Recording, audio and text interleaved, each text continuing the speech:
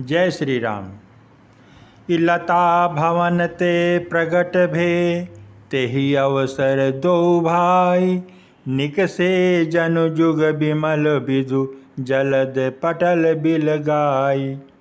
उसी समय दोनों भाई लता मंडप कुंज में से प्रकट हुए, मानो दो निर्मल चंद्रमा बादलों के पर्दे को हटाकर निकले हों। ही शोभा शिव सुभग दो वीरा, अनील पीत जल जाभ शरीरा।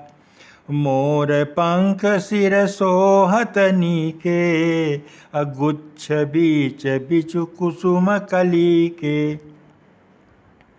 दोनों सुंदर भाई शोभा की सीमा हैं। उनके शरीर की आभा नीले और पीले कमल की सी है। सिर पर सुंदर मोर पंख सुशोभित है। उनके बीच बीच में फूलों की कलियों के गुच्छे लगे हैं। कि भाल तिलक श्रम बिंदु सुहाए, श्रवण सुभग भूषण छवि छाए। कि बिकट भ्रगुटि कच घूघर वारे, नव सरोज लोचन रत्नारे। माथे पर तिलक और पसीने की बूंदें शोभायमान हैं। कानों में सुंदर भूषणों की छवि छाई है। टेढ़ी भौहें और घुंघराले बाल हैं। नए लाल कमल के समान रत्नारे लाल नेत्र हैं। कि चारु चिबुक नासिका कपोला, अहास बिलास लेत मनुमोला। अमुख छवि कही न जाई मोहि पाही, जो बिलो की बहु काम लजाही। ठोड़ी, नाक और गाल बड़े सुंदर हैं और हंसी की शोभा मन को मोल लिए हुए लेती है। मुख की छवि तो मुझसे कही ही नहीं जाती, जिसे देखकर बहुत से कामदेव लजा जाते हैं। कि उर मणिमाल कंभु कल गीवा, काम कलभ कर भुज बल सीवा। सुमन समेत बाम कर दोना, सांवर कुंवर सखी सुठिलोना। वक्ष स्थल पर मणियों की माला है। शंख के समान सुंदर गला है।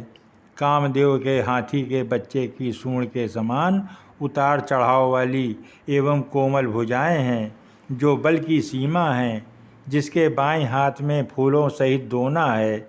हे सखी, वह सांवला कुंवर तो बहुत ही सलोना है। कि केहरि कटिपट पीत धर, सुषमाशील निधान। देखि भानुकुल भूषणहि, बिसरा सखिन अपान। सिंह की सी पतली लचीली कमर वाले पीतांबर धारण किए हुए, शोभा और शील के भंडार, सूर्यकुल के भूषण श्री रामचंद्र जी को देखकर सखियां अपने आप को भूल गईं। कि धरि धीरज एक आली सयानी, असीता सन बोली गही पानी। बहुरी गौरी कर ध्यान करेहु, भूप किशोर देखी किन लेहु। एक चतुर सखी धीरज धरकर हाथ पकड़कर सीता जी से बोली, गिरजा जी का ध्यान फिर कर लेना, इस समय राजकुमार को क्यों नहीं देख लेती। कि सकुच सीय तब नयन उघारे, असन मुख दो रघु सिंह निहारे।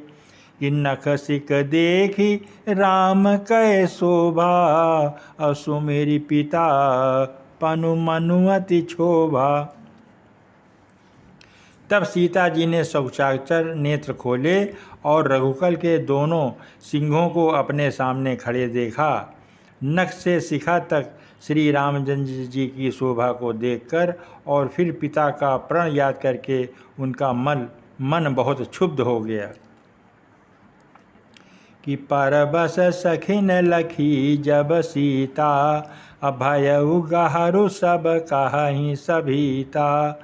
पुनियाऊ बयहि बेरिया काली, अस कहि मन बिहसी एह एक आली।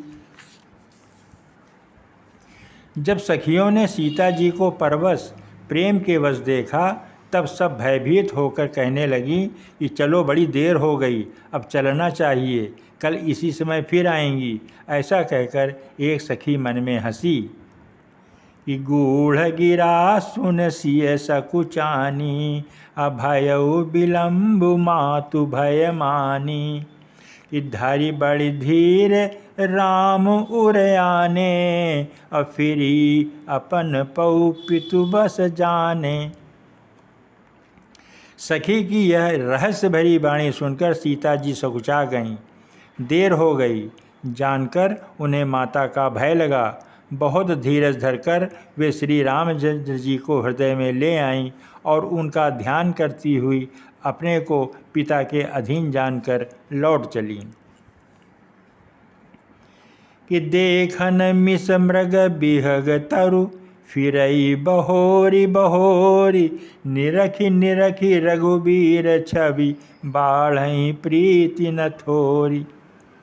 मृग, पक्षी और वृक्षों को देखने के बहाने सीता जी बार बार घूम जाती हैं और श्री रामचंद्र जी की छवि देख देख कर उनका प्रेम कम नहीं हो रहा है, अर्थात बढ़ता ही जाता है।